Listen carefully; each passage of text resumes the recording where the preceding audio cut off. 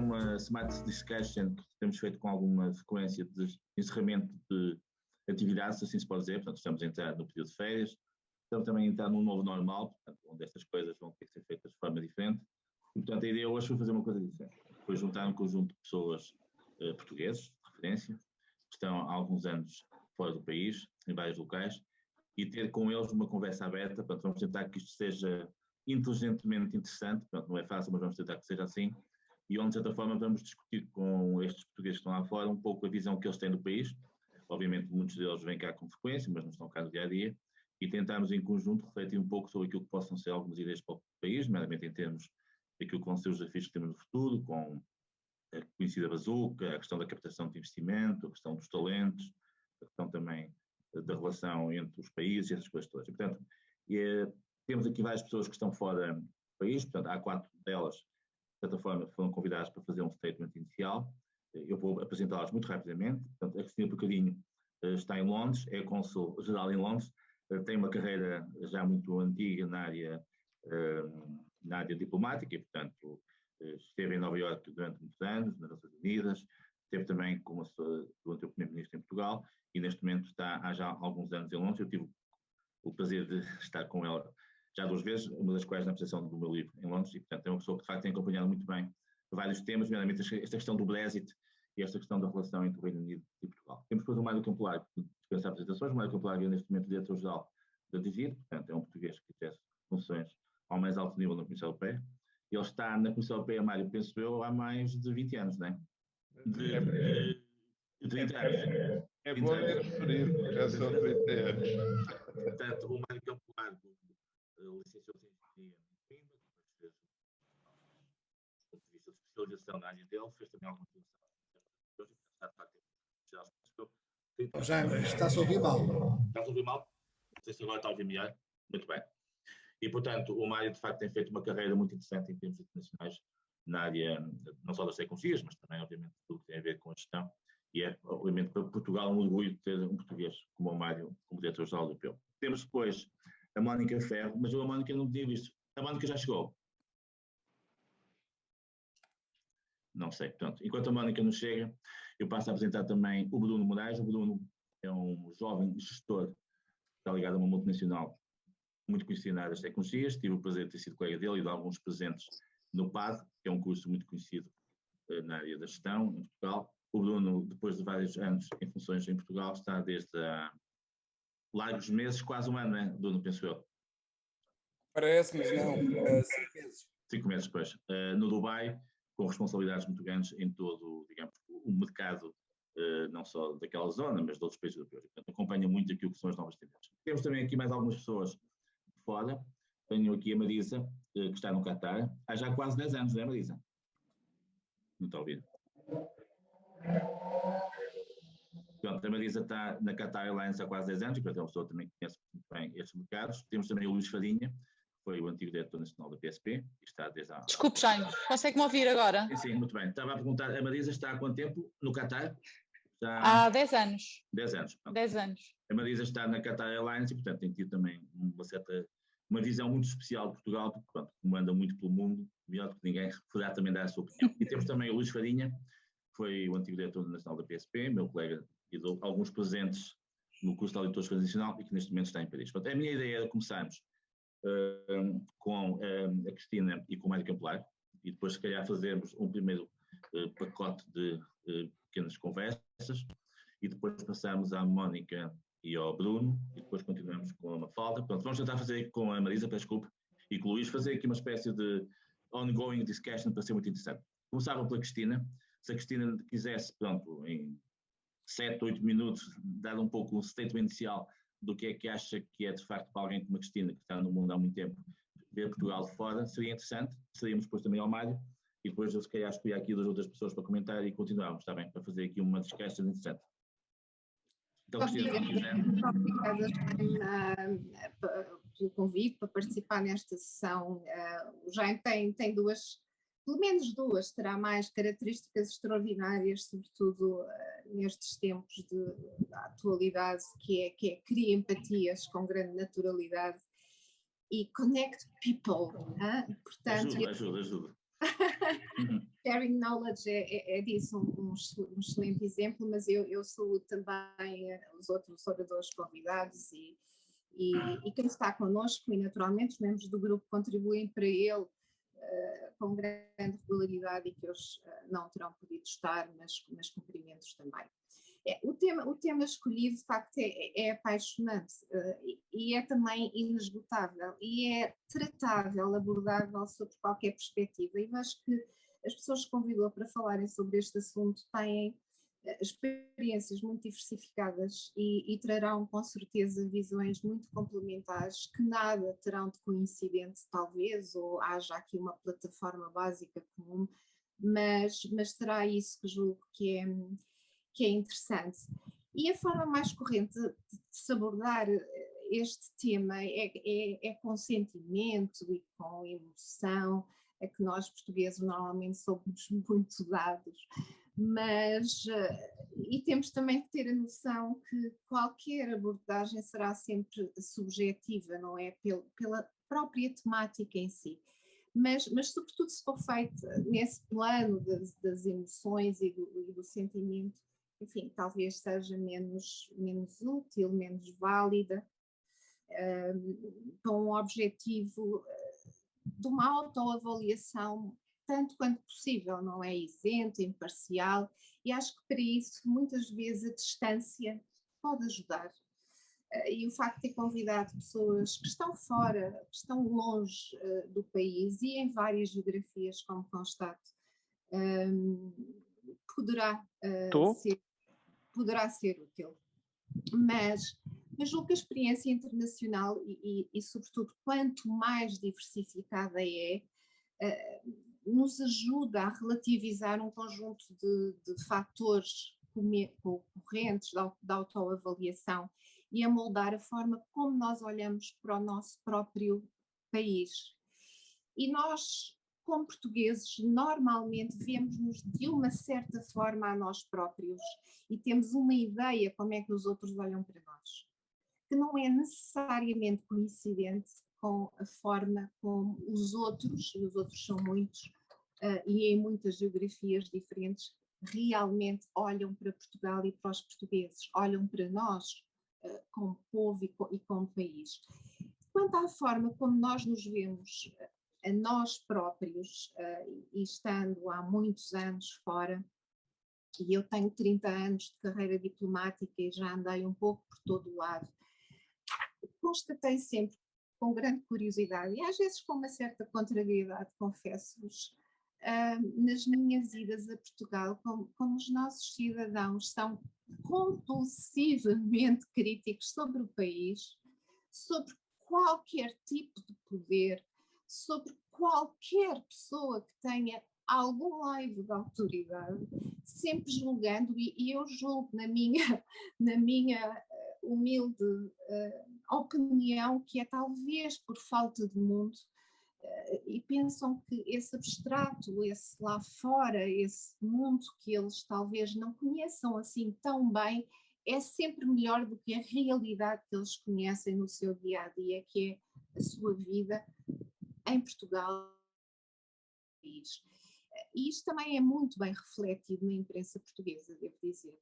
Ora bem, eu sei, por experiência própria e em múltiplas latitudes e longitudes, que isso é absolutamente falso. Isso não é verdade.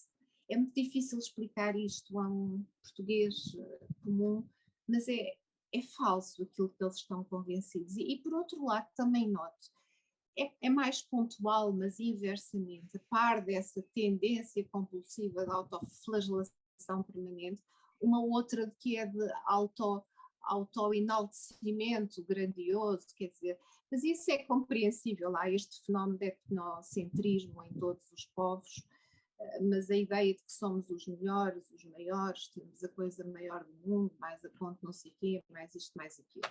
Quer dizer, mesmo isso também nos diminui, na minha opinião. E porquê? Porque Portugal é um Estado antigo, é um país cheio de história e de raízes profundas, com unidade e identidade nacionais muito sólidas e com a correspondente maturidade. Quer dizer, contribuiu ao longo, secularmente, para a história do mundo. Portugal nada tem a provar, na minha humilde opinião, quer dizer. Isto também se traduz, e isto é interessante, numa noção, e isso nós temos portugueses, coletiva, muito bem definida do que é o interesse nacional. Eu acho que nós temos isso, e tenho múltiplas provas ao longo da minha vida profissional disso mesmo.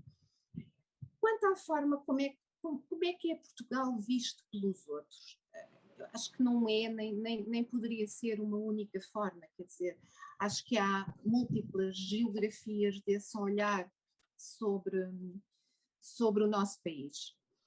E nesse sentido, eu acho que todas as experiências de vida profissional que tive cá fora, não é, em vários países, e mesmo quando em Portugal lidando sempre com a área internacional, as relações do nosso país com tantos outros do mundo, aquela que para mim terá sido verdadeiramente mais enriquecedora para o olhar sobre Portugal de fora, terá sido a da ONU em Nova Iorque, porque de facto ali lidei com uma amostra, e eu estou perfeitamente ciente que é uma amostra de povos de todos os países do mundo, porque ali estão todos, são os 183, portanto, estão lá todos. Isto não tem paralelo em país nenhum. Não há 183 países que estejam acreditados com uma representação lá. Portanto, nós ali lidamos no dia a dia com gente absolutamente do mundo inteiro. Até descobre países que, apesar de ter uma grande experiência internacional, não tinha bem a certeza de que aquilo fosse um Estado soberano com assento na Organização das Nações Unidas. Estão lá todos. E percebemos que, não havendo uma visão única do mundo sobre Portugal, há pelo menos linhas consistentes que nos distinguem da maioria dos outros países. E quais são essas linhas? Assim, muito sinteticamente, é um país, e aqui país e povo misturam-se, com uma história própria secular, e temos que ter a noção que este não é absolutamente o caso da maioria dos países do mundo, não é. Um país aberto, de longa data, em contacto com o mundo inteiro, um país tolerante, sempre aberto ao diálogo, que sabe ouvir e, sobretudo, sabe compreender os outros. Nós conseguimos pôr-nos do lado de lá quando tratamos de uma negociação, e é a única forma de levar uma negociação a bom termo, é ter essa capacidade. Portugal tem, os portugueses têm, e é algo natural. E por isso, porque somos abertos ao diálogo e tolerantes, somos também flexíveis, com limites. Qual é o limite? A firmeza com que defendemos os princípios, com que defendemos os valores. E nós defendemos sempre porque se traduzem em regras e em disciplinas internacionais de relacionamento civilizacional que nos protegem a nós próprios e que existem para proteger os mais fracos, os mais vulneráveis. Estamos a falar de países. Somos também vistos como um país desenvolvido, e somos efetivamente, à escala global, um país desenvolvido. Estamos em 38º lugar no Índice de Desenvolvimento Humano das Nações Unidas, e isso coloca Portugal no primeiro 1/5 de países desenvolvidos do mundo. E é importante termos noção disto. Queremos sempre ser mais desenvolvidos, com certeza, mas somos um país desenvolvido. Somos também um país visto como confiável. Porquê? Porque honra os seus compromissos internacionais, e isto é muito importante aos olhos dos outros. E somos um país de média dimensão, apesar de nos projetarmos para além da nossa própria dimensão geográfica e populacional, mas que não afronta aos outros. Nós não somos nunca vistos como uma ameaça à ordem internacional, não somos confrontacionais, isso também nos ajuda. E acho que esta percepção internacional sobre Portugal dá-nos uma extraordinária vantagem, e nós conseguimos capitalizá-la, a maior parte das vezes, a favor dos nossos interesses.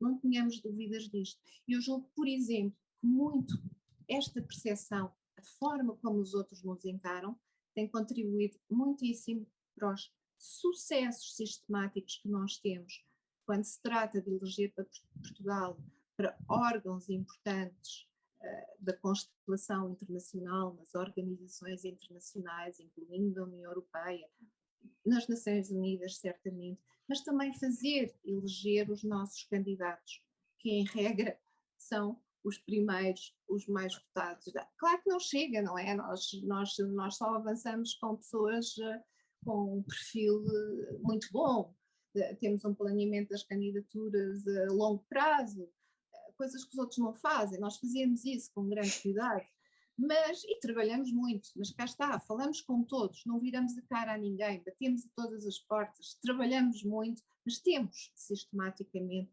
sucesso. Por outro lado, quanto à distância, acho que estou a falar demais. Não, eu pedia só mais 2 minutos, que é para tentarmos criar aqui alguma dinâmica também nisso. Mais 2 minutos então, e depois está bem. Avançar. Depois haverá outras oportunidades mais à frente no diálogo. Está bem, mas então quanto à distância, sim, eu acho que ajuda-nos a reposicionar a visão que temos do país e acrescentar uma perspectiva de relativização, uma série de coisas.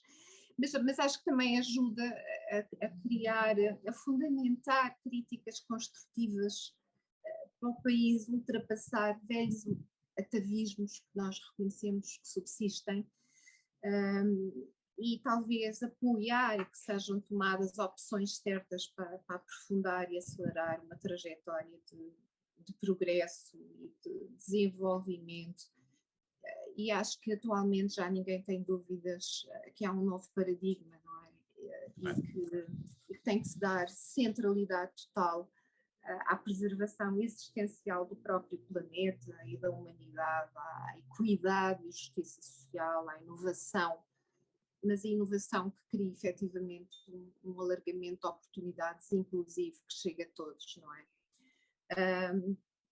Mas talvez só para concluir duas ou três coisas.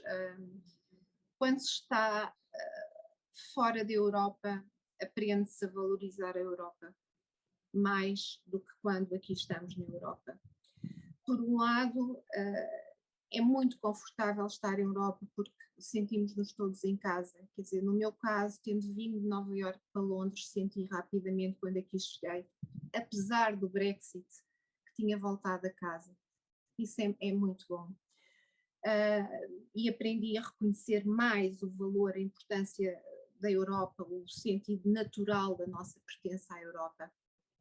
Mas também foi fora da Europa que percebi melhor que Portugal não pode repousar em ligações de tendência exclusiva, por mais fortes e importantes que sejam. Quero eu dizer, não ser exclusivamente virado para a Europa, e seria um erro de negação daquilo que nós somos, da nossa história.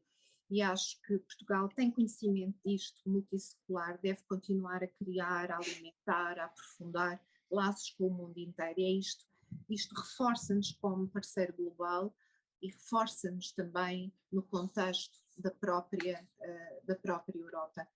E em Nova Iorque, eu julgo que até já comentei isto uma vez com o Jaime, mas confrontei-me com a realidade que Portugal era, na maior parte das circunstâncias, muito mais conhecido, muito mais respeitado e muito mais considerado a título nacional como país, do que era como Estado-membro da União Europeia ou membro do Grupo Europeu.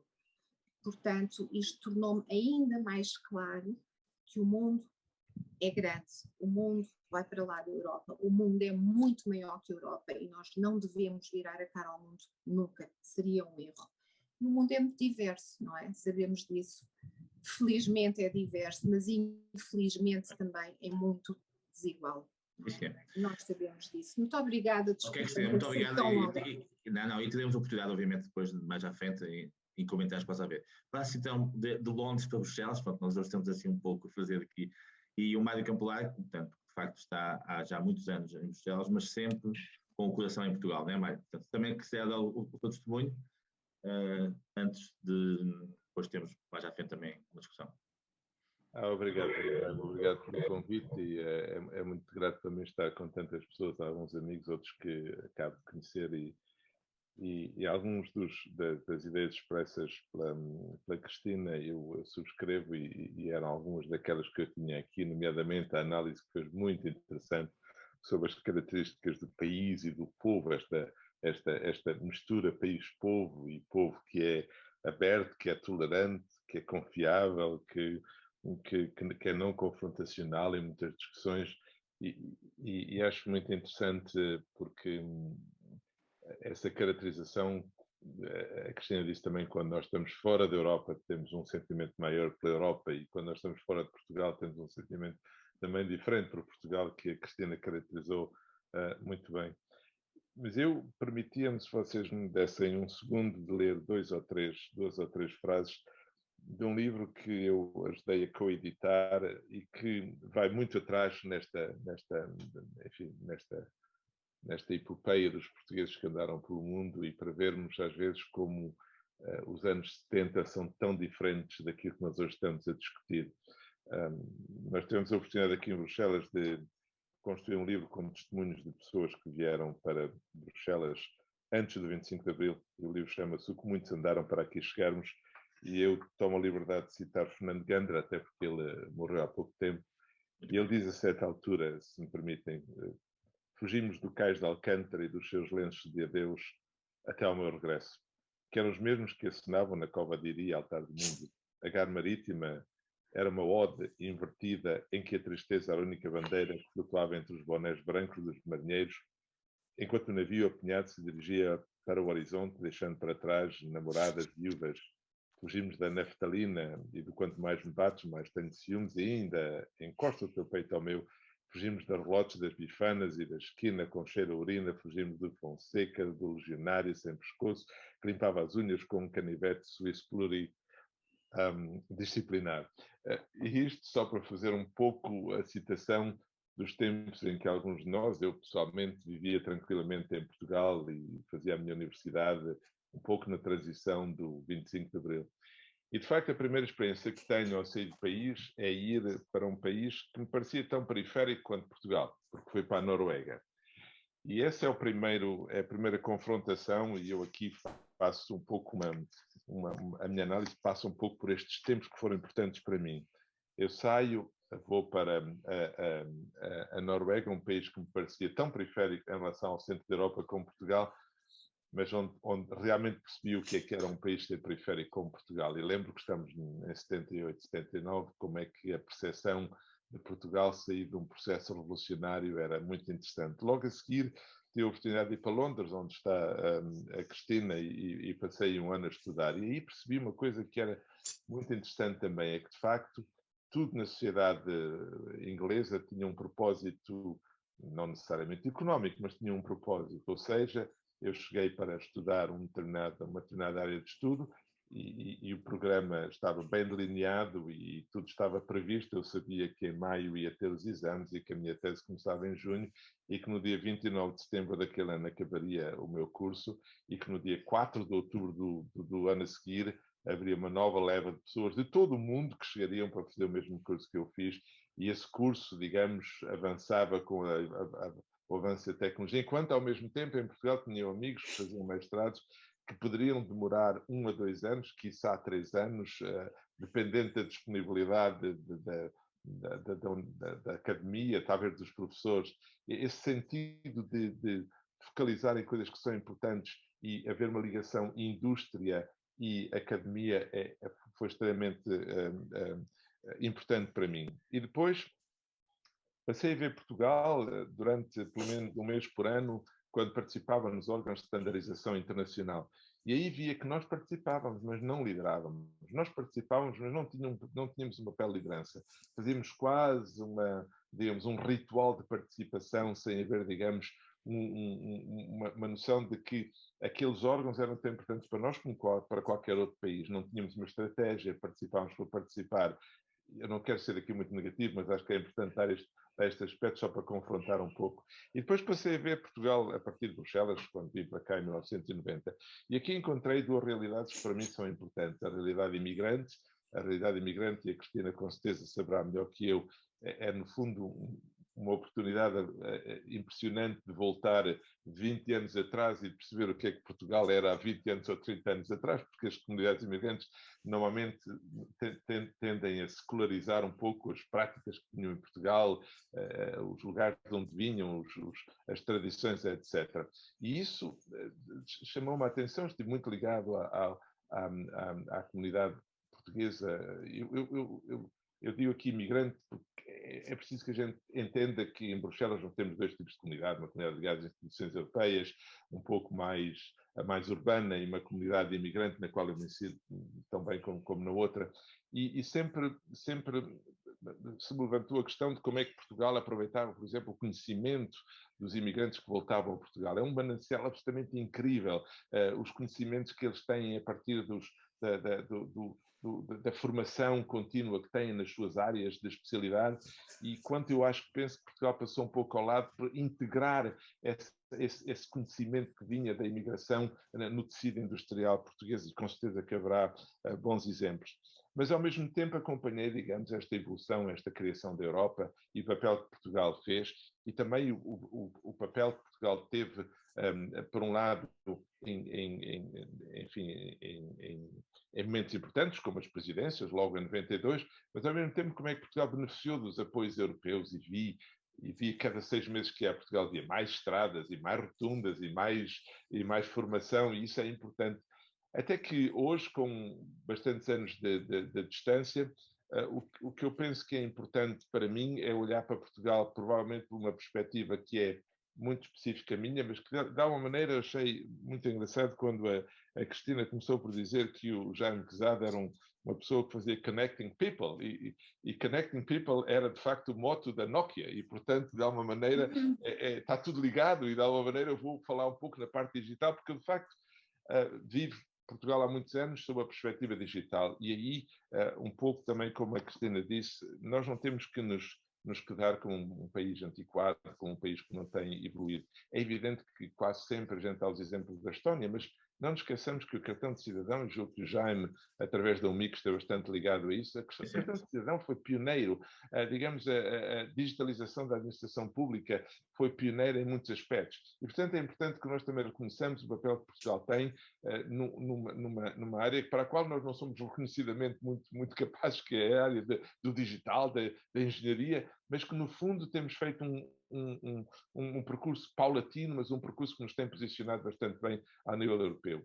Eu devo confessar, quando cheguei à Europa, quando comecei a trabalhar na Comissão Europeia, tinha um síndrome que eu acho que a Cristina poderia talvez confirmar, que é a ideia de que nós temos que ser duplamente bons para confirmarmos que somos mais ou menos bons, ou seja, temos este síndrome do português, que é o português um pouco modesto, que não expõe logo à primeira os seus conhecimentos, e talvez por isso estas características que a Cristina falou, de sermos confiáveis, de conseguirmos, de não sermos confrontacionais, de conseguirmos strike a balance, conseguimos de facto encontrar situações quer políticas, quer de decisões estratégicas, nas quais o nosso papel é importante, porque serve um pouco de mediação e encontra os valores positivos de todas as propostas para criar uma coisa que tem valor ainda mais acrescentado.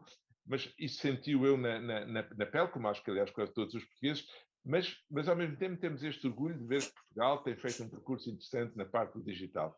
E o digital é muito importante porque, volto ao início da minha conversa, a periferia de Portugal, quando estamos no mundo digital, ela desaparece. Ou seja, o mundo digital não conhece fronteiras e, portanto, nós sermos periféricos ou não é pouco importante no mundo digital. E é muito interessante, e eu obviamente estou a falar um pouco na parte digital, porque é a parte que conheço mais, mas isto não obsta que outras áreas sejam importantes, como a área do turismo, como a área da exportação de metalomecânica, como a área das energias renováveis. Mas esta centralidade que o digital pode trazer a Portugal é muito importante. Veja-se recentemente a inauguração do cabo que liga a Europa ao Brasil, ou digamos melhor, que liga Portugal ao Brasil, ligando a Europa ao continente sul-americano. E como geopoliticamente isto é muito importante, porque de facto,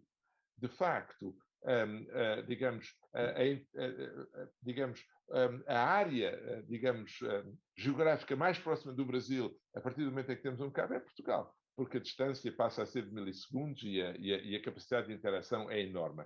E se nós conseguimos perceber que o digital não é apenas um enabler para coisas, enfim, que podem acidentalmente ocorrer na vida de um país, mas que estrategicamente ele pode ser aquilo que vai facilitar o reposicionamento do país num contexto global, eu penso que Portugal, um Portugal digital e um Portugal inovador, digamos, é uma chave um pouco para o futuro. E, no fundo, tantas pessoas têm trabalhado seguramente em Portugal nessa área. O que é importante é que nós lhes demos um certo reconhecimento e que Portugal faça esse reconhecimento também. E falo quando traz para Portugal uma Web Summit, porque incentiva a inovação e faz quando permite aos jovens que cada vez mais se formam na área de IT, quer nos politécnicos, quer nas universidades, ter digamos, apostar na sua capacidade criativa para encontrar novas soluções, e se nós conseguimos fazer isso com uma política nacional, então Portugal deixa de ser periférico, mas passa a ter a centralidade que qualquer cidadão, que qualquer negócio tem no mundo digital. E um mercado que não é um mercado português, mas que é um mercado que passa de zero a infinito de um momento para o outro. Era um pouco a minha reflexão Muito bem, quando olho Portugal de fora. Excelente. Passaríamos aqui então agora à Mónica Ferro. A Mónica já está connosco, já? Mónica. Olá, Jaime, já. Tudo bem, muito bem.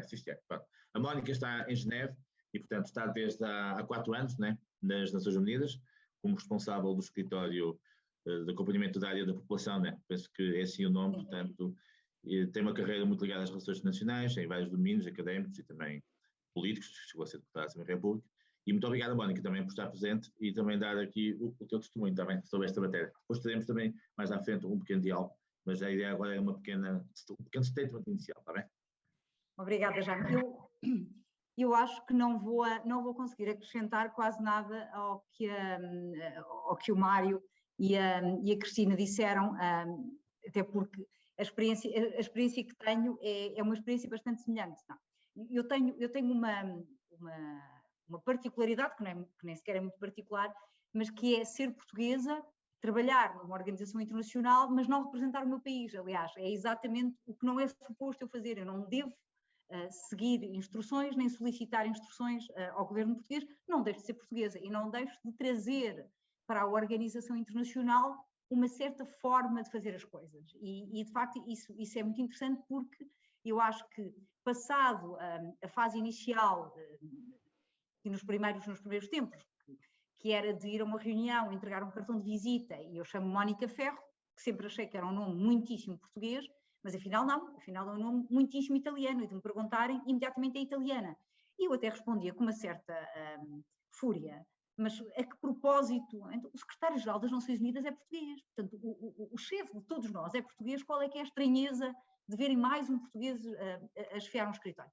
A verdade é que nós ainda temos uma presença pequena nas organizações internacionais. Eu sei que quando se olha para os números das organizações internacionais, Portugal preenche uma cota decidida pelas Nações Unidas, mas a verdade é que a representatividade em chefias está agora um bocadinho desequilibrada, porque temos de facto o António Guterres como secretário-geral e amanhã vai ser, esperamos todos, reeleito secretário-geral das Nações Unidas.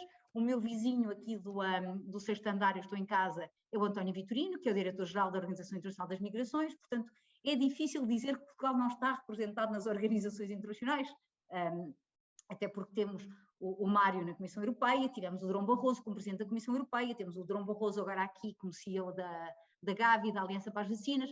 Portanto, é muito difícil argumentar, como eu por vezes tento fazer, de que é preciso gerar em Portugal. Isto era algo que eu acho que era interessante refletirmos, porque é que em Portugal há tão pouca apetência pelos mais jovens em se candidatar a lugares em organizações internacionais, porque de facto não há uma massa crítica. Como eu vejo em alguns países, o recrutamento de portugueses para organizações internacionais é altamente profissional. E eu acredito que isso se deve também ao facto de haver pouca procura por estes lugares. Não sei se por uma certa ingenuidade portuguesa, ou se, como o Mário dizia, tem um pouco a ver com a autoperceção de quanto é que nós valemos em comparação com as outras nacionalidades. e, portanto, não sei se há poucos portugueses a candidatarem-se às organizações, exatamente por isso, porque interiorizaram uma ideia de que não vão conseguir. Eu acho que tudo isto é facilmente desmontado, como vos dizia, quando temos o António Guterres e o António Vitorino a chefiar duas grandes organizações internacionais. Mas isto tem muito a ver com esta autoperceção e o que é que nós achamos que trazemos para o debate internacional. E são exatamente estas características que a Cristina referia a imagem externa que nós temos, que somos os facilitadores por excelência, somos os facilitadores honestos, a ideia do honest broker, nós não somos apenas aquele que senta os outros à mesa, somos aqueles que os senta à mesa para chegar a uma solução negociada, interessante para todos. E isto é uma reputação, um capital que tem que ser sempre muito aproveitado. E, de facto, com isso misturamos. E eu não gosto de estereotipar povos, mas eu sinto um estereótipo do que é ser português. Porque nós conseguimos aliar uma grande competência técnica, a inovação, a quantidade de gente que fica surpreendida, e vou-vos dar um exemplo, Mário, desculpe, vou dizer um bocadinho menos bem de Bruxelas. Eu lembro-me a primeira vez que fui a Bruxelas, há 13 anos, ir ao multibanco e ficar surpreendida com a quantidade de coisas que não podia fazer no multibanco, porque vinha habituada de Lisboa, em que eu ia ao multibanco e comprava bilhetes de comboio, pagava impostos, pagava contas, e portanto, quando nós contamos aqui a quantidade de inovação que vem do nosso país, e como Portugal é pioneiro em tantos processos, há uma certa surpresa, e isso tem a ver também com o que diziam, porque a comunidade portuguesa aqui em Genebra os números variam, é ou a segunda ou a terceira maior, e portanto é uma comunidade ainda muito composta por trabalhadores de mão de obra pouco especializada, se é que se pode chamar pouco especializada ao tipo de serviço que eles servem, que fornecem. E, portanto, isto cria uma certa percepção do que é ser português, que depois é desmentida exatamente pelo facto de sermos líderes na área de inovação, das telecomunicações, e não só, a grande produção cultural e artística que Portugal tem, já para não falar do elemento de entrada absolutamente extraordinário, que é a nossa gastronomia, e os nossos vinhos. Portanto, isso são sempre os cartões de visita excelentes de Portugal. Mas não era bem aí que eu queria chegar. É esta ideia do que é ser português e como é que nós vimos Portugal de fora. E, de facto, para mim, o ser portuguesa ajuda-me, não só porque traz para mim esta reputação, esta imagem da facilitadora, a ideia cosmopolita que quase todos têm de nós, de que somos capazes de falar com a mesma naturalidade com franceses, ingleses, latino-americanos, africanos, asiáticos. Isso é um capital de relacionamento que tem a ver exatamente com a percepção do que é ser português. A quantidade de vezes que já fui confrontada com questões de como é que se explica a relação extraordinária que Portugal tem com Angola, com a Guiné-Bissau, com Moçambique, porque de facto há poucos povos que tenham conseguido superar algum trauma colonial para ter a relação altamente produtiva que nós temos com eles, até uma relação de grande representação. É por isso que eu acho que a CPLP, com o devido incentivo também financeiro, poderia desempenhar um papel até de uma coordenação diplomática mais forte e com um quadro empresarial até mais estruturado, mas essa é uma percepção que eu já tinha antes de vir para aqui. Mas todas estas imagens de nós também moldam a forma como nós vemos Portugal, quando estamos fora de Portugal.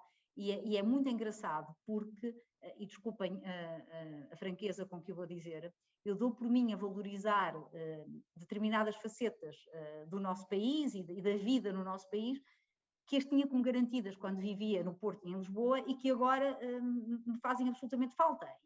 E, portanto, também é muito interessante. Eu olho para o nosso país, talvez com mais esperança e talvez com mais vontade de investimento do que muitas vezes enquanto estava em Portugal. E é muito injusto eu estar a dizer isto porque eu vivi 44 anos muito felizes em Portugal. Mas por vezes é preciso nos afastarmos para que este distanciamento e o que os outros nos dizem do que nós somos e como nos percebem, para que isso nos possa também de uma certa forma, reconciliar-nos com o nosso país. E como eu já me dizia, eu tive o privilégio absolutamente extraordinário de ter estado deputada e não comentando a política nacional, mas estive deputada pelo Partido Social Democrata, numa altura no governo de Passos Coelho, no primeiro governo de Passos Coelho, e foi um exercício de conhecer o país de uma forma como eu nunca achei que iria conhecer. E fiquei a gostar ainda mais do nosso país. Mas afastada, é muito interessante como a percepção do caráter inovador, do caráter aventureiro, no sentido de correr riscos. Mais uma vez vou destacar a questão da produção cultural, é absolutamente vibrante comparada com outros países. Os nossos autores, os nossos músicos, os nossos cineastas afirmam-se por uma qualidade que eu talvez a desvalorizasse quando estava em Portugal. Desculpem estar a fazer aqui uma espécie de desabafo e meia-culpa, mas também pensar Portugal também é isto, também é nos reconciliarmos com isto. Mas é exatamente esta percepção do que é ser português. E vou terminar, não tenho muito a acrescentar, como estava a dizer, ao que a Cristina e o Mário disseram, mas vou terminar com um fenómeno que até nem me diz nada em particular, que é o futebol. O que a nossa comunidade vibra com o futebol. Portugal ganhou aqui o jogo, ganhou um jogo com gritos, ouvia-se gritos de festa na rua. E, portanto, é inspirador ver o orgulho que os imigrantes portugueses têm em ostentar as cores portuguesas, em se juntarem para os grandes fenómenos desportivos, para os dias nacionais. E isso significa que quando nós estamos fora de Portugal, pensamos Portugal talvez com outro carinho e com os olhos mais benevolentes. Dito isto, só uma nota sobre o meu trabalho muito específico. Eu trabalho aqui com todas as missões diplomáticas, é o meu papel, é conseguir influenciar negociações intergovernamentais no sentido de que o mandato do Fundo das Nações Unidas para a População esteja presente, e nós trabalhamos sobretudo na área da saúde sexual e reprodutiva, na eliminação da mutilação genital feminina, do casamento infantil, e digo-vos que vejo Portugal e vejo a Europa como o grande determinador dos padrões mais elevados de negociação que nós temos. E portanto, desse ponto de vista, a minha relação com a missão portuguesa é também muito intensa e também muito rica. Os nossos diplomatas aqui, e eu estive com a Cristina quando estive em Nova Iorque, são absolutamente extraordinários, mas sobretudo também quando defendem a posição de Portugal na coordenação da União Europeia e depois nas negociações internacionais, na área da igualdade de género, na área da eliminação da violência contra as mulheres, o quão avançados nós estamos. Somos os países com a legislação, com das legislações melhores do mundo, já nem digo da Europa, digo do mundo, e sei do que estou a falar porque fui legisladora antes. E, portanto, isto também é interessante para ver como ainda há dimensões do país, até mais intangíveis, como estas, que fazem com que esta ideia de construtor de pontes, mas também de estar na vanguarda dos processos civilizacionais, seja muito importante para a tal marca Portugal. Não é uma marca de passado, é uma marca de futuro. E portanto, por isso que eu achei que este convite do Jaime era, sobretudo, uma oportunidade para mim aprender convosco. Obrigada, Jaime. Obrigada, Mónica. Foi excelente, como sempre. E para terminarmos esta primeira parte, pronto, pedi agora ao Bruno. O Bruno está no Dubai, portanto, é um homem que trabalha muito na área das tecnologias e certamente que nos dará também aqui uma visão complementar, diferente, mas que também é muito interessante. Bruno. Ora, boa noite, Jaime. Antes de mais, obrigado pelo convite e parabéns por mais esta feliz iniciativa. Já conheço o Jaime há alguns anos e, efetivamente, como diziam há pouco, é uma pessoa que tem uma enorme capacidade de conseguir e agregar pessoas, e hoje aqui 77 pessoas a esta hora, pelo menos aqui no Dubai são quase 10 da noite. Boa noite também aos meus colegas de painel, gostei muito de ouvir as intervenções até agora e também gosto muito de ver aqui bastantes caras conhecidas. Eu ouvi com muita atenção e gostava de trazer aqui, sendo o último, gostava de tentar relacionar com as intervenções que já foram feitas e trazer aqui três aspectos para a discussão. A fiscalidade, primeiro ponto, o digital e a relação entre os países, que já foi aqui tão bem abordado, certamente melhor que eu. E estes três pontos têm como aspecto holístico a questão da dimensão da pandemia. Eu acho que ainda foi feita muito pouca reflexão sobre o pós-pandemia, porque certamente nós vamos sair disto, e certamente vamos sair disto mais fortes, e certamente agora os números parecem que estão mais altos em Lisboa, mas vão de baixar, e não sabemos se vai demorar 6 meses, se vai demorar 1 ano, mas certamente nós vamos sair disto mais fortes. E nós não vamos voltar a ser os mesmos, e quando digo nós, não é só nós em Portugal, acho que o mundo não vai voltar a ser o mesmo. E há bocadinho eu ouvia, penso que era o Mário, a dizer que sermos periféricos tornava-se pouco relevante. Eu estou completamente de acordo. O facto desta pandemia nos ter acelerado o digital vai fazer com que o facto de nós sermos periféricos se torne muito mais tenue. Mas eu acho que tanto isto pode ser uma enorme oportunidade se nós soubermos encarar da melhor forma, como também acho que pode ser um enorme desafio. E volto aqui à questão da fiscalidade. Quer dizer, se hoje em dia as pessoas que estão se calhar a começar as suas carreiras, tanto faz trabalharem em Portugal como trabalharem ali na nossa vizinha Espanha, como virem trabalhar para o Dubai e não pagarem impostos. E portanto acho que a competitividade que nós, ou a competição aliás, que nós vamos ter por parte de países vizinhos e não só europeus como fora da Europa, vai ser muito superior. E portanto eu acho que é uma altura de nós, não há uma solução mágica, eu sei que nós somos um país com os seus desafios financeiros e portanto não há aqui uma varinha mágica em que agora de repente nós vamos baixar o IRC, vamos baixar o IRS e resolvemos o problema, porque depois criamos um outro problema, mas certamente nós vamos ter que pensar de forma muito mais profunda e a longo prazo o tema da fiscalidade. O segundo aspecto, que é o aspecto digital, e é um aspecto, eu desde sempre estive ligado à área das tecnologias de informação, não é a primeira vez que estou a trabalhar fora de Portugal, já tive a oportunidade de trabalhar em Dublin, e agora, como dizia no início o Jaime, estou há cerca de 5 meses a trabalhar no Dubai. E a questão do digital, voltando ao facto de, nós sermos periféricos, e não há nada que possamos fazer relativamente a isso. 2, temos um mercado pequeno. Agora vamos lá pensar, quer dizer, se pensarmos há séculos atrás, nós já éramos periféricos.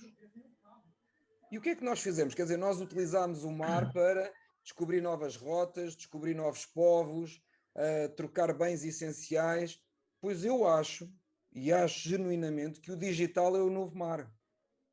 Eu acho que nós temos que, se há sítio onde nós temos que colocar as nossas fichas todas, é exatamente no digital.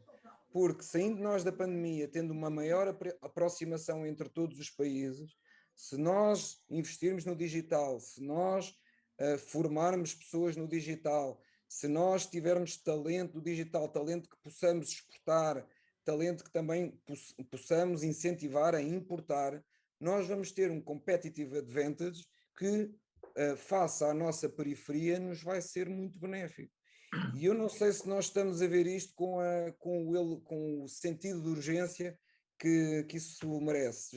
Já muito se falou sobre a questão da bazuca e eu questiono, eu sei que alguns desses fundos vão ser investidos no digital, mas será que vamos investir o suficiente? Será que está planeado investirmos o suficiente? E o terceiro e último ponto tem a ver com, que também já foi aqui abordado pela Cristina e que eu gostei muito, aliás retive o facto de sermos um povo confiável, sermos flexíveis mas com fortes valores e com o qual me identifico totalmente, em especial trabalhando fora vejo que isso se verifica e também gostei de ouvir que somos um povo aberto e que sabe ouvir e compreender. Para vos dar aqui um exemplo, eu tenho percebido ultimamente aqui no Dubai, já tinha essa ideia, mas que é um povo que é muito relacional, portanto que apoia a criação ou fazer negócios nas relações.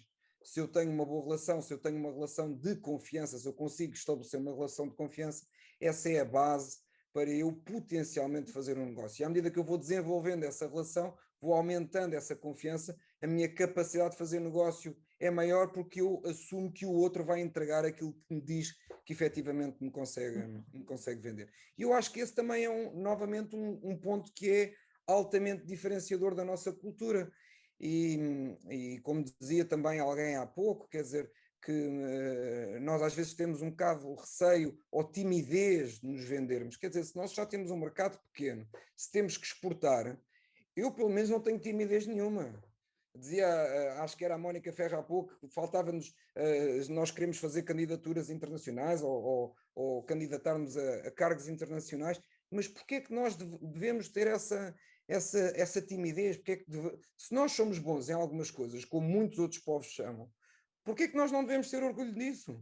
E eu acho que isto, quer dizer, não quero fazer aqui uma análise sociológica, mas acho que isto já vem do nosso passado, a forma como fomos educados, de que cuidado, não faças isso, não fales alto, não vale a pena fugires muito aqui do padrão, mas nós temos que fugir do padrão. Nós temos vinhos ótimos, nós temos comida ótima, como diziam há pouco, mas nós temos talentos ótimos e temos muitas coisas, temos turismo ótimo e falta-nos fazer mais marketing, falta-nos vender, falta-nos encontrar nesta relação entre os países relações para além da Europa. Aqui, desculpem-me, eu sei que há aqui, temos aqui várias pessoas muito relacionadas com a Europa e eu respeito imenso e acho que aí estamos a fazer um excelente trabalho, mas também temos que ir além da Europa. Temos que encontrar parceiros que possam ser clientes, que possam ser um mercado exportador e também importador, porque nós temos que diversificar aquilo que estamos a fazer, porque só assim é que podemos ter um sucesso mais sustentável. E pronto, eu penso que agora para início a questão é isto. Então eu é capaz de fazer aqui uma coisa diferente, que é o seguinte: nós temos aqui alguns portugueses que já viveram fora e que agora estão em Portugal. O Pedro Santa Clara é um deles, ele viveu muitos anos nos Estados Unidos, em Los Angeles, foi professor universitário na Universidade de Los Angeles e agora está em Lisboa e é responsável pela Escola 42, que é um caso de sucesso muito sério. Eu não sei se o Pedro nos está a ouvir. Pedro, não está a ouvir? Se calhar não está. Muito bem. Pronto, então, se o Pedro não está disponível, eu passava à Marisa. A Marisa, portanto, está há 10 anos no Catar e é também uma pessoa que tem uma visão muito grande do país a partir de um país também diferente. Marisa, se quiseres então dar também um pequeno testemunho, como é que tens tido essa experiência, para depois passarmos a outras pessoas. Ok, olá, boa tarde a todos, neste caso aqui boa noite. Só para enquadrar um pouquinho, portanto, o meu nome é Marisa, estou aqui no Qatar há 10 anos, trabalho na Qatar Airways, sou chefe de cabine e dou formação também. Nasci na África do Sul, portanto venho com um contexto se calhar um pouquinho diferente. Estive lá até aos 7 anos, também tive outras experiências internacionais, estive na Alemanha também, porque anteriormente trabalhei em marketing internacional cerca de 10 anos também.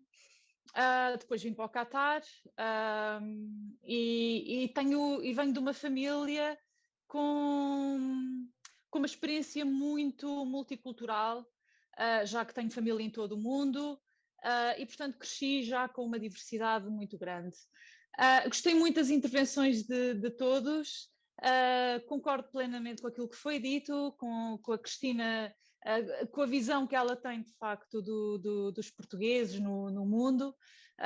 Realmente aqui também posso ver isso, constatar isso, mas eu acredito também que cada experiência é uma experiência, isto no sentido de quando se fala de um expatriado ou de um imigrante, não é? De quem está efetivamente fora, cada um tem uma experiência muito específica e como quer viver a sua experiência fora. Eu estando aqui há 10 anos e sendo realmente uma pessoa muito interessada pela parte sociocultural e até na área da psicologia, até uma área em que eu dou formação também, gosto de ver as coisas se calhar até numa outra vertente.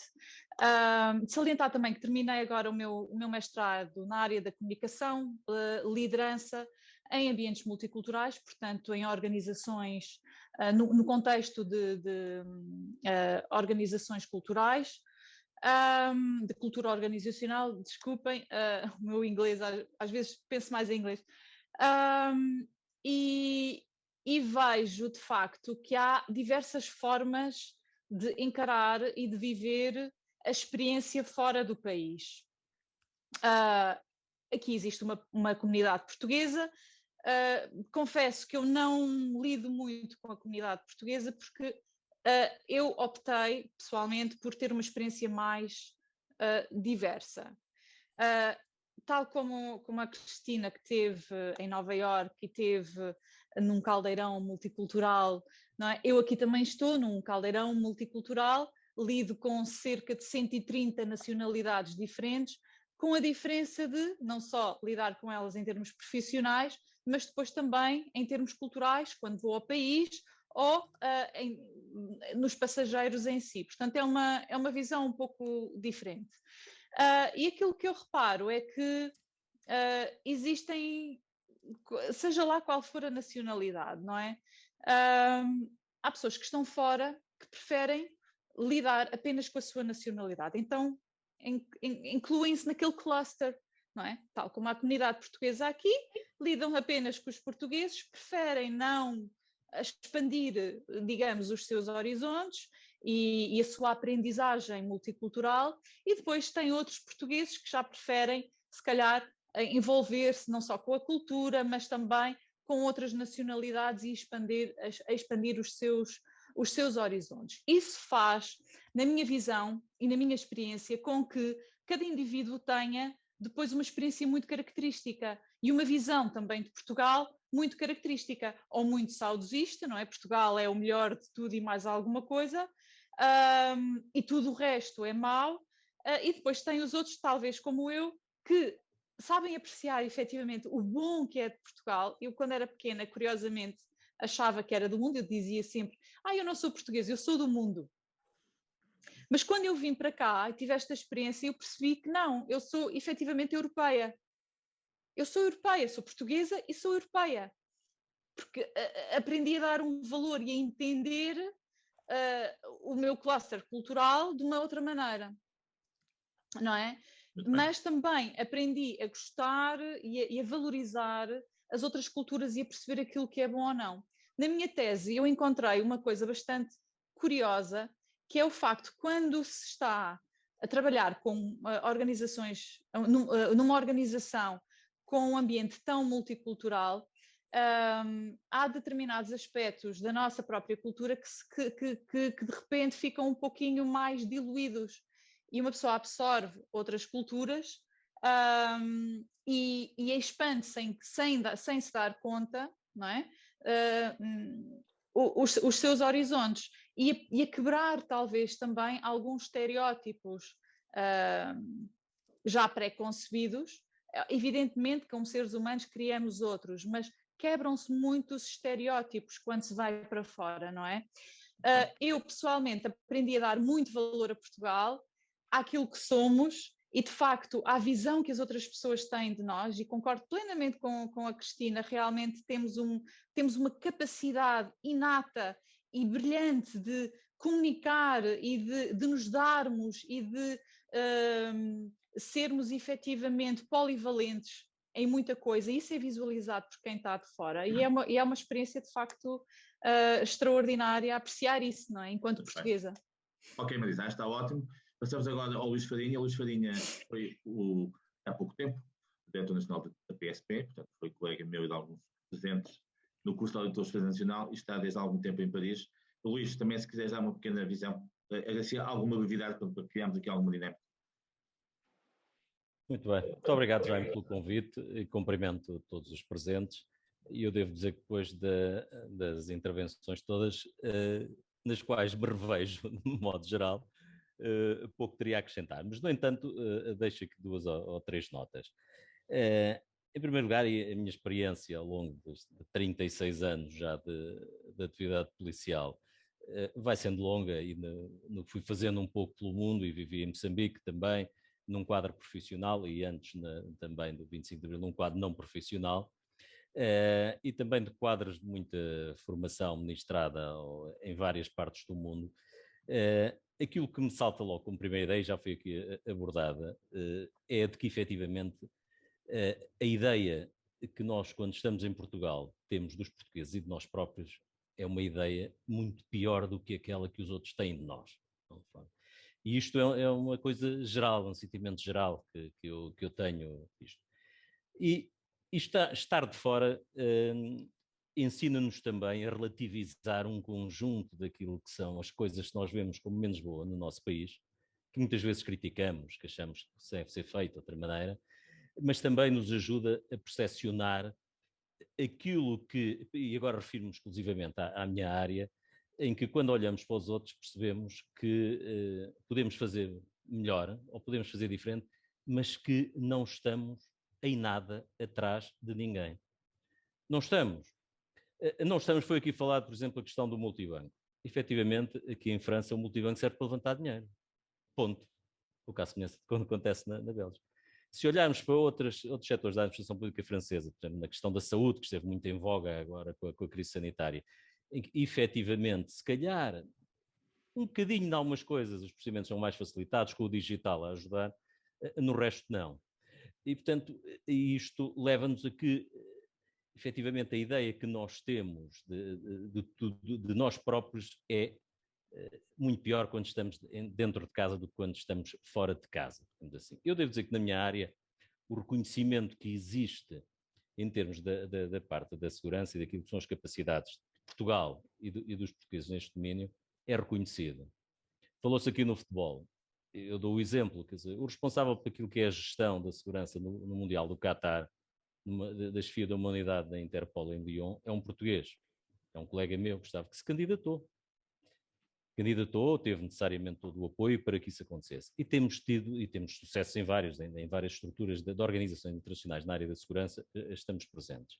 Mas aqui, e este sentimento eu já o tinha quando estava em Portugal, acentuou-se um pouco, estando fora e nestes últimos tempos, aqui em Paris, parece-me a mim a falta de alguma ausência de estratégia de projeção internacional em vários domínios, daquilo que seja uma estratégia de Estado que facilita a projeção para as organizações internacionais. Não me refiro aqui concretamente à União Europeia, não me refiro à ONU, refiro na minha área a aspectos em que nós poderíamos ter mais presentes e em que somos muitas vezes chamados a estar presentes, mas não temos uma capacidade de massa crítica que nos permita, por vezes, dar resposta. Mas continuamos a ser chamados.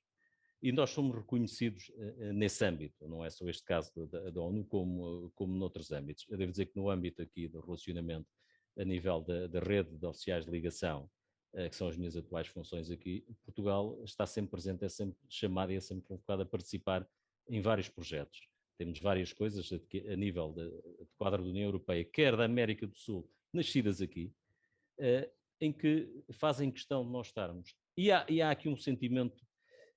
E dou um exemplo daquilo que aconteceu em Moçambique. Moçambique, como sabem, já foram aqui falados nos PALOPs, com os quais nós mantemos uma relação privilegiada, como poucos países ex-colonizadores conseguem manter com as suas ex-colónias. E o relacionamento tinha muito próximo, era a nível ministerial, necessariamente, enquanto estive na Embaixada, com a área da administração interna, no interior lá, e muitas vezes questionava no âmbito daquilo que é a dialética que existe sempre de colonizador ou ex-colonizador, país colonizado, e que tem sempre ali aquelas vicissitudes, muitas vezes, que existem, mas a postura era sempre, que eu identifiquei como nem com nem sem. Ou seja, nem com Portugal, mas, essencialmente, nunca sem Portugal. Isto significa que este reconhecimento, que tem a ver, efetivamente, com aquilo que são os valores históricos, e aquilo que é a nossa história, e que a Cristina já referiu aqui no início, é algo que nos marca muito naquilo que é o reconhecimento que os outros têm de nós e que nós muitas vezes não temos de nós próprios nesse domínio e que é relevante. Devo dizer que em relação aqui à comunidade, a comunidade do que eu tenho visto neste último ano, a comunidade portuguesa em França é uma comunidade que tem estado cada vez mais diversificada. Não é a migração tradicional que existiu da década de 60, etc. É muito mais diversificada, mantém-se em alguns aspectos, mas diversificou, sofisticou, ganhou qualificações e valores. E há, de alguma forma, uma vontade de voltar a Portugal, daqueles mais conservadores e tradicionais, dos saudosistas, de voltar à terra, mas há daqueles em que o voltar para investir e para, efetivamente, estar presente no seu Portugal e fazendo esta ponte entre os dois países. E isso é relevante da forma como também se vê Portugal de fora. E isso é o sentimento que eu tenho apurado aqui junto da comunidade portuguesa. Reforço apenas aqui a questão, efetivamente, da estratégia, que me parece que Portugal, do ponto de vista nacional, global, do seu contexto de representação externa, corre o risco de estar a ser injusto em relação a outras áreas, estando-me a referir ou a generalizar daquilo que é a minha área da segurança, para isso, mas uma estratégia nacional que existe, que eu reconheço que existe, por exemplo, nos franceses, que existe nos espanhóis, da projeção, não só para quadros superiores, mas para quadros intermédios dentro das estruturas internacionais, era algo que nos valorizava mais e nos permitia um outro tipo de afirmação a nível da projeção e do valor que os outros nos reconhecem a nós e que nós muitas vezes não nos reconhecemos a nós próprios. E era isto para já, Jaime. Sim, senhor. Temos aqui duas questões, eu vou passar de imediato. Mafalda de Bragança, penso que está a estudar no estrangeiro, tanto quanto eu sei, e portanto presumo que terá também que fazer aqui uma pequena questão ou statement. Mafalda, por favor. Tem que tirar o som. Isto é, tem que pôr som. Já está ativado. Muito bem. Consegue ouvir-me? Sim. Ótimo. Conseguimos todos. Portanto, boa tarde. Eu sou Mafalda. Eu estive a estudar, terminei agora o curso de Ciência Política em Leiden University e gostaria de representar, portanto, a minha geração e tenho 22 anos, esqueci-me de dizer,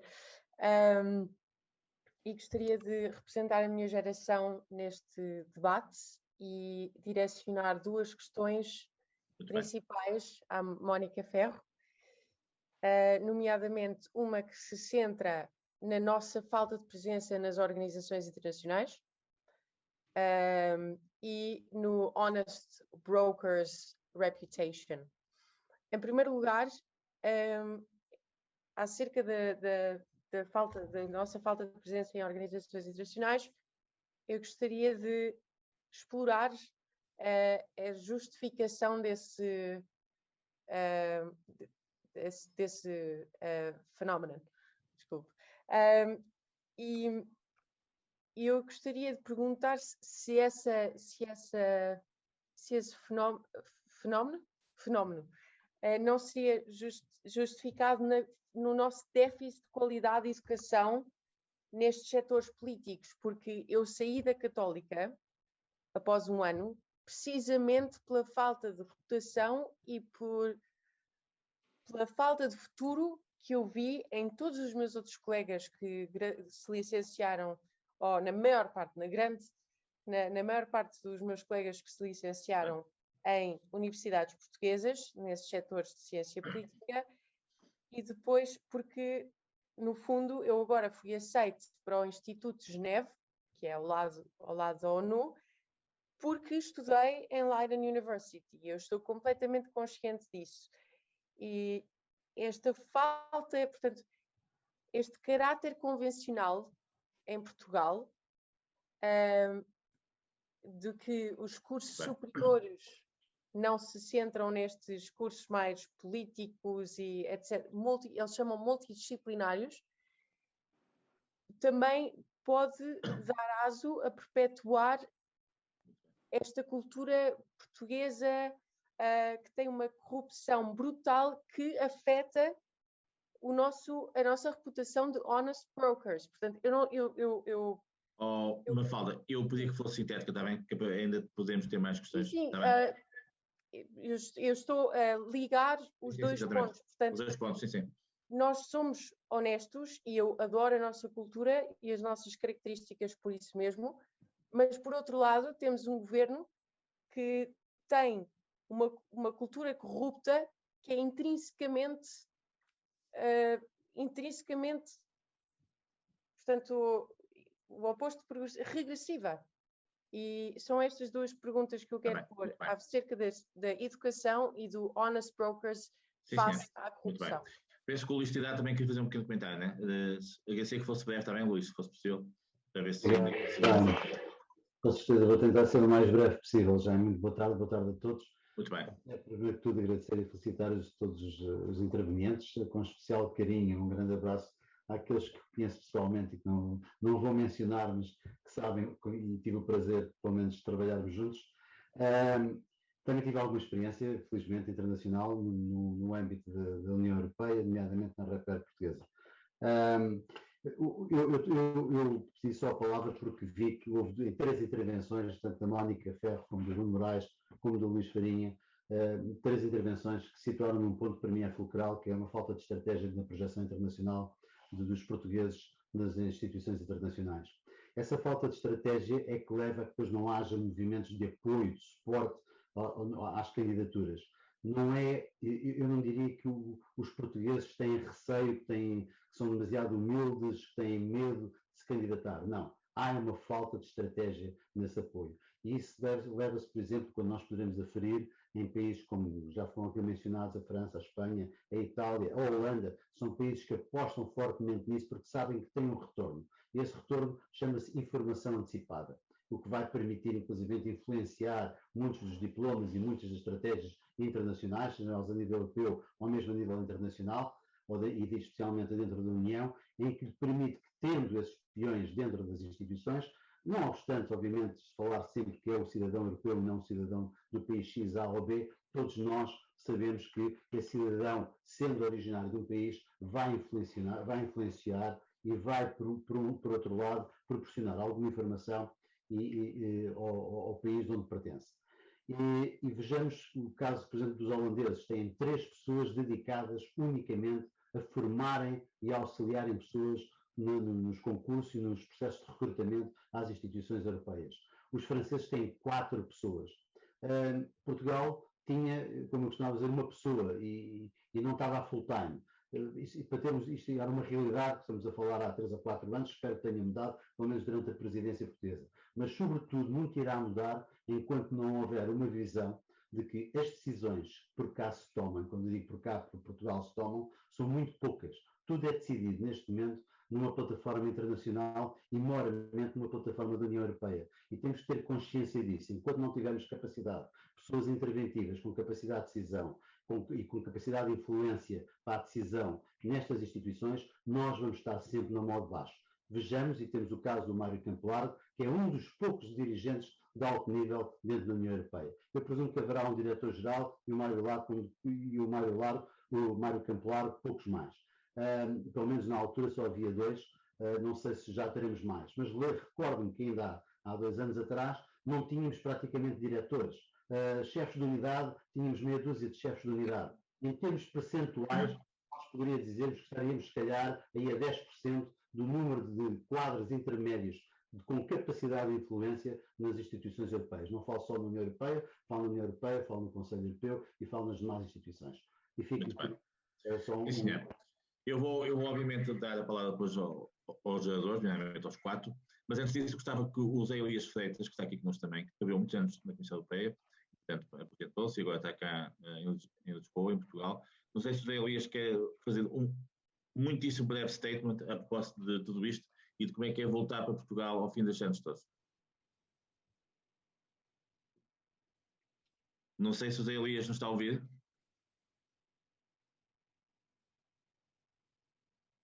Não, parece-me que estamos com problemas de comunicação. Muito bem. Então, como já estamos com um certo adiantado a hora, e obviamente... Eu acho que o Zé Elias estava a tentar falar, mas tem o microfone no mute. É que eu não estou a ver. O Zé Elias não está a conseguir falar? Zé Elias, o micro não se consegue ouvir. Vê-se que estás a mexer a boca, mas não se consegue ouvir. Exato.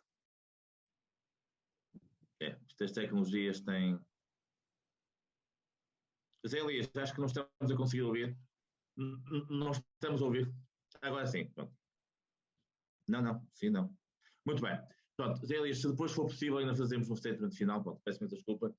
E Cristina, começando por si, um pequeno statement em relação ao que ouviu e algo que queira deixar como mensagem final. Não, foi um prazer ouvir todos e cá está, tal como se antevia, cada um trouxe um contributo muito específico, complementar, de acordo com a sua própria experiência. Julgo que há 2 ou 3 coisas, talvez, sobre assuntos que depois foram alvo de interesse subsequente, nomeadamente a questão da projeção de portugueses em organizações internacionais. Eu conheço bastante bem as Nações Unidas nessa matéria. O sistema é muito menos transparente do que poderia ser e do que algumas pessoas julgam. E há um grande trabalho e há efetivamente uma estratégia. O que nós não podemos nunca fazer, havendo uma estratégia, é duas coisas. Uma é substituirmos ao interesse dos próprios. Há várias vias de entrar nas organizações internacionais. Há aquelas que são Estados que propõem, por exemplo, o caso da Mónica Ferro, e há aquelas em que são os próprios que têm que se candidatar e passar exames, e aí realmente não há nada a fazer. Esses exames são feitos todos os anos em todos os países do mundo, em Portugal existem todos os anos, e há sempre milhares de candidatos portugueses que se candidatam e que depois ficam numa roster list, e aquilo é válido por X tempo e tal, portanto há imensos portugueses. Nós não estamos, ao contrário do que é a voz corrente e a percepção corrente, no caso das Nações Unidas concretamente, subrepresentados, pelo contrário, nós estamos ligeiramente ainda acima da nossa cota nacional. Portanto, nós temos uma representação superior àquilo que, enfim, pela cota definida, e isto há um cálculo e há uma negociação em torno da definição das cotas por país, nos coube. E temos neste momento lugares, e tivemos até há muito pouco tempo, uma conjugação de lugares de direção superior perfeitamente invulgar. Tínhamos 2 Assistant Secretary General, tínhamos além do próprio Secretário-Geral, os Assistant continuaram, que é uma coisa raríssima, tínhamos um Under Secretary General, quer dizer que é uma coisa absolutamente excepcional, e depois passámos a ter também uma representação significativa ao nível das direções de serviço, incluindo polícias. Bom, mas e militares? Isto é pouco transparente em alguns lugares. Eu não sei até onde é que posso ir, mas julgo que posso seguramente dizer que há países, nomeadamente em determinado tipo de agências e programas, que põem os seus nacionais a geri-los. Porquê? Porque eles financiam com contribuições voluntárias, coisa que nós pouco fazemos.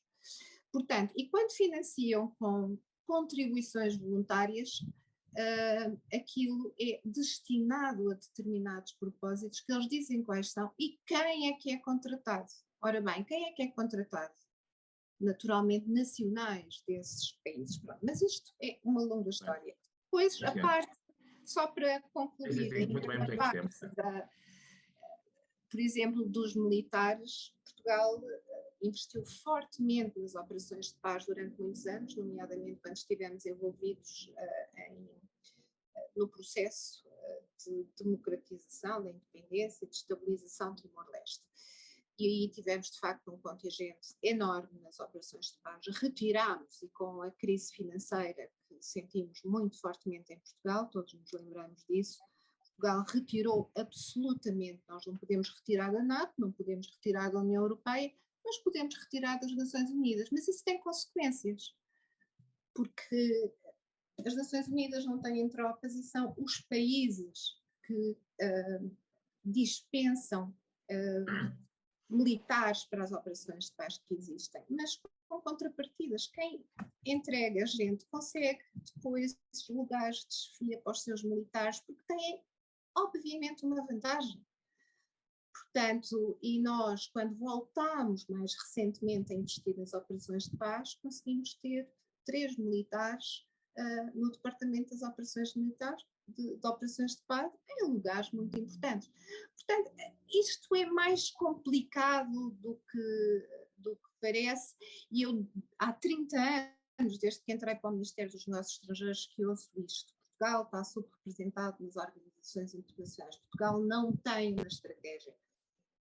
E constato, quando estou do outro lado, nomeadamente nas Nações Unidas, eu não me atrevo a aprofundar no caso da União Europeia, porque não lidei com isso de forma demasiado direta nos últimos anos, e as informações que tenho são mais antigas. Temos de facto uma estratégia e trabalhamos muito para conseguir que os portugueses que são candidatos cheguem lá. E como eu disse no início, na esmagadora maioria das vezes, chegam lá em primeiro lugar. Muito bem, Cristina, sim, senhor. E mais uma vez, muito obrigada pela excelente intervenção e pela presença. Para nós foi muito um prazer ter, de facto, a experiência da Cristina aqui conosco. Mário. Obrigado. A conversa acabou por ir um pouco dentro desta representação das organizações internacionais, que não, penso que não seria muito a ideia inicial, mas já agora para responder à Marta, correto? Se calhar troquei-lhe o nome, de Bragança. Como é que ela se chama? Mafalda. Peço desculpa, Mafalda. Uhum. Eu ouvi com atenção a Cristina e os esforços que a nossa diplomacia faz seguramente para termos os resultados que temos nas Nações Unidas, mas infelizmente eu penso que na União Europeia e nas instituições europeias, que de alguma maneira têm um papel muito importante, digamos, no presente e no futuro de Portugal, penso que efetivamente Portugal enquanto país não tem uma estratégia muito grande ou muito clara em termos da sua relação com estas instituições ao nível de funcionários. E seguramente aquilo que a Cristina disse é verdade. Os esforços foram feitos para termos o Presidente da Comissão Europeia durante 2 mandatos como o Presidente Barroso, seguramente foram resultados de uma diplomacia efetiva, mas o que me parece é que nos falta uma estratégia que nos permita ter em lugar-chave as pessoas quizás melhores daquelas que concorrem. Isso passa também porque as nossas universidades, ao contrário daquilo que foi feito há algum tempo, não dão uma formação específica para estes lugares. Efetivamente, as instituições internacionais, e no caso concreto da União Europeia, são fenómenos relativamente recentes de governança, digamos, que estão em desenvolvimento constante, cujas competências de jure ou de facto, e de jure, por exemplo, aquelas que nós conhecemos, mas de facto aquelas que vimos durante o Covid, são muito interessantes. Digamos, se há 2 anos atrás nós falássemos nas receitas próprias da União Europeia, pensássemos no dinheiro que foi agora, fomos levantar ao mercado, se calhar isso, por uma lógica mais institucional, era muito difícil de sequer imaginar, mas, portanto, as coisas evoluem e de facto, eu um pouco, enfim, não obviamente desmentindo os esforços que a diplomacia faz, e provavelmente fará em muitas áreas, e os exemplos que deu a Cristina são muito importantes, como é que o nosso investimento é feito na parte militar, nas doações, etc., no dinheiro que tudo isto envolve, mas ao nível da União Europeia eu penso que as instituições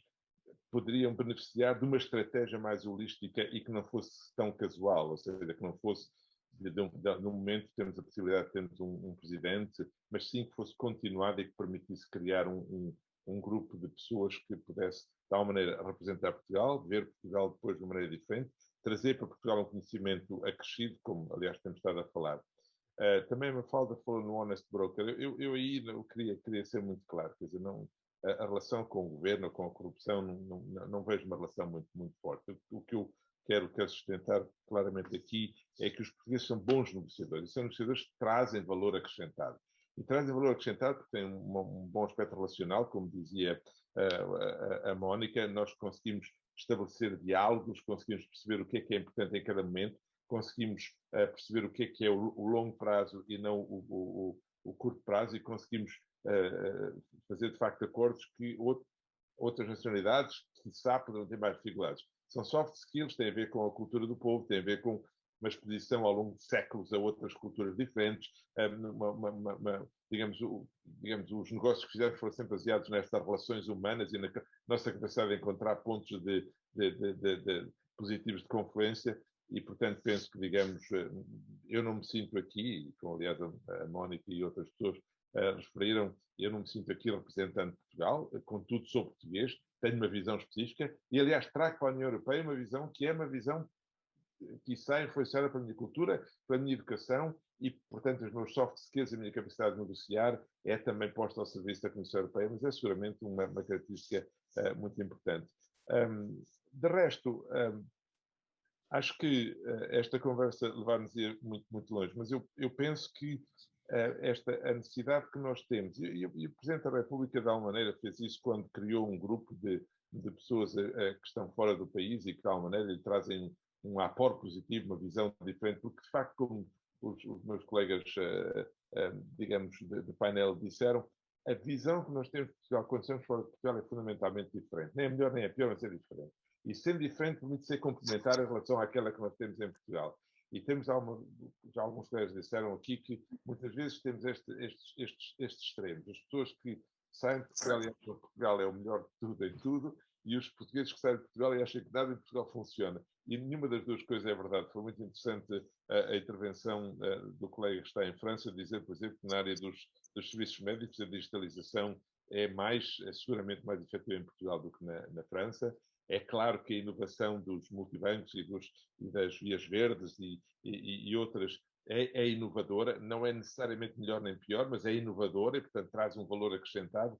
O que nós não temos conseguido é potenciar, digamos, isso em termos de criar negócio. Não temos capacidade para exportar essas invenções e fazê-las, digamos, dinamizar e construir valor noutro país. Mas, resumindo, é bom ver Portugal à distância, é bom misturar um pouco o saudosismo do pastel de nata e do bacalhau com bacalhau assado na brasa e as sardinhas, com uma visão mais moderna, mais urbana de Portugal, uma visão que é virada para o futuro, e assim consigamos nós também que estamos fora da maneira de trazer para Portugal esta visão da geopolítica, esta visão, na minha área, da digital, da importância digital, da centralidade e da não periferia que isso pode trazer a Portugal, e de alguma maneira, aquilo que a Cristina dizia, não nos viramos completamente e só para a Europa, mas temos uma dimensão global. Essa dimensão global pode ser encontrada, de facto, porque é um destino que Portugal construiu ao longo de séculos e, portanto, de alguma maneira vai continuar a ser assim no futuro. Sim. Muito obrigado, Mário, e dá nota de que, de facto... Agora, tragamos essa informação e esse valor acrescentado também a uma visão de Portugal, que às vezes em Portugal não é tão fácil de adquirir. Obrigado. Muito obrigado, Mário, e dá nota de que, de facto, é um orgulho para nós todos ter uma pessoa como o Mário, que, de facto, prestigia o país e, sobretudo, traz para o país aquilo que é o de melhor do país no digital. Eu sei disso, felizmente tenho acompanhado e sei que estou a falar. E digo com mais... Os colegas todos estão aqui à volta deste painel. Obrigado. Passava agora à Mónica, que podia também incorporar a resposta à questão da Mafalda, Mónica, se for possível. Sim, muito brevemente. Eu, quando estava a falar da falta de portugueses em organizações internacionais, que continua a sustentar o critério da participação no Secretariado das Nações Unidas, é apenas um deles. Nós aqui temos alguns em Genebra, mas de facto não refletem o peso de Portugal, tendo em consideração que esta é a cidade com mais funcionários internacionais do mundo. Mas, Mafalda, boas notícias. A verdade é que há lugares nas organizações internacionais. Os portugueses têm sido pouco candidatos, ou melhor, perante uma vaga numa organização internacional, durante muito tempo não se candidatavam, ou porque achavam que não tinham as competências linguísticas, o que não é verdade, ou porque durante muito tempo o nosso sistema de ensino, ao obrigar a fazer 4 anos de licenciatura, mais 2 ou 3 anos de mestrado, como a Mária dizia, fazia com que o ensino superior demorasse 7 anos, quando em algumas nacionalidades já se fazia 3+1 ou 3+2, e portanto isso também era uma desvantagem comparativa para Portugal. Mas a verdade é que a Mafalda pode fazer como eu fiz. Eu vi uma vaga aberta nas Nações Unidas, candidatei-me à vaga. Cristina, eu não fui nomeada pelo Estado português, eu candidatei-me à vaga e fiz exames, fiz um processo de seleção e depois, de facto, recebi o apoio do Estado português. Quando chegamos a uma determinada plataforma, e eu entrei uma determinada plataforma, bolas, não era isto que eu queria dizer, era uma determinada perfil de carreira. No lugar de diretor, é importante ter o apoio do Estado português, até porque é uma espécie de, não devia dizer isto, mas é uma espécie de pre-clearing, tipo, não temos nada a opor a esta pessoa. Imaginem o que era terem um diretor que tinha anticorpos no seu próprio país, era um bocadinho, não ia ser um bom negociador. Mas a verdade é que tem havido apoio e estratégia da parte do Estado português até na promoção, e vou-vos contar um caso que tenho aqui no meu gabinete. Portugal tem, em pouco, mas isso tem a ver com circunstâncias financeiras, mas tem uns lugares que se chamam JPOs, que são Young Professional Officers, que são jovens contratados, pagos por Portugal, que trabalham para as organizações internacionais durante 2 ou 3 anos, para dar aos portugueses aquilo que muitos de nós não temos, que é experiência para trabalhar em organizações internacionais.